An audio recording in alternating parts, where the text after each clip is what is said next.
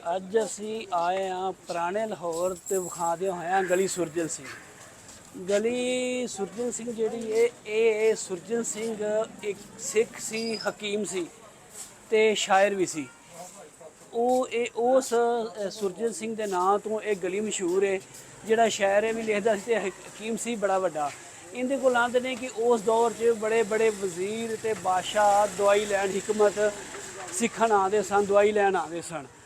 ਤੇ ਇਹ ਗਲੀ ਸੁਰਜੀਤ ਸਿੰਘ ਦੇ ਦਾਖਲ ਹੁੰਦਿਆਂ ਨਾਲ ਹੀ ਜਿਹੜਾ ਪਹਿਲਾ ਛੋਟਾ ਇੱਕ ਚੌਕ ਆਉਂਦਾ ਸਾਡੇ ਇਸ ਖੱਬੇ ਪਾਸੇ ਹੈਗੀ ਇਹ ਗਲੀ, ਜਿਹਦੇ ਬਾਰੇ ਯੂਸਫੀ ਸਾਹਿਬ ਨੇ, ਕਿਬਲਾ ਯੂਸਫੀ ਸਾਹਿਬ ਨੇ ਫਰਮਾਇਆ ਸੀ ਕਿ ਇੱਕ ਸਾਈਡ ਤੋਂ ਮਰਦ ਆ ਜਾਏ ਤੇ ਇੱਕ ਸਾਈਡ ਤੋਂ ਔਰਤ ਆ ਜਾਏ ਤੇ ਪਿੱਛੇ ਨਿਕਾਹ ਦੀ ਗੁੰਜਾਇਸ਼ ਰਹਿ ਜਾਂਦੀ ਹੈ। ਤੁਸੀਂ ਤੁਹਾਨੂੰ ਨਜ਼ਰ ਆ ਰਹੇ ਹੋਣੇ ਕਿ ਬਿਲਕੁਲ ਹੀ ਤੰਗ ਜੀ ਗਲੀ ਹੈ, ਠੀਕ ਹੈ। ਤੇ ਇਸ ਤੋਂ ਅੱਗੇ ਇਹ ਜਿਹੜਾ ਇਹ ਬੜੀ ਖੂਬਸੂਰਤੀ ਦੇ ਨਾਲ ਗਲੀ ਨੂੰ ਸਜਾਇਆ ਗਿਆ ਹੈ।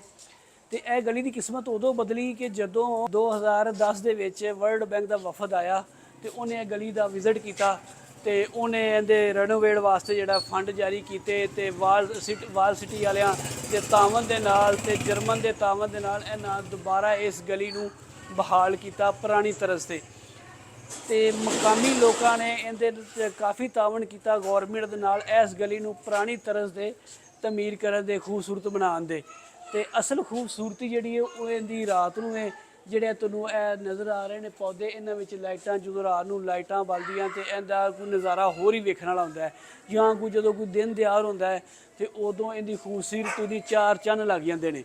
ਤੇ ਇਸ ਤੋਂ ਅੱਗੇ ਇਹ ਉਸਮਾਨ ਦੀ ਬੈਠਕ ਹੈ। ਇਹ ਆ ਜੀ ਉਸਮਾਨ ਦੀ ਬੈਠਕ।